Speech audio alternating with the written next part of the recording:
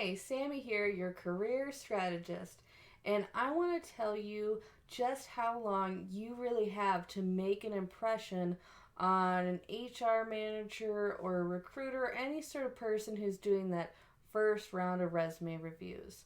Chances are, if it is not an applicant tracking system, then it's going to be somebody who has spent all day probably looking, scanning, sighing over, maybe spilling a little bit of coffee on dozens of resumes.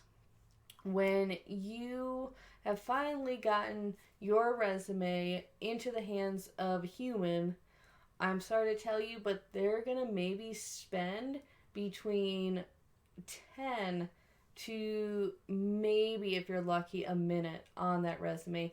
Most of the surveys that I've seen have shown that recruiters will spend 10 to 30 seconds, going through that one page that you may have really carefully crafted.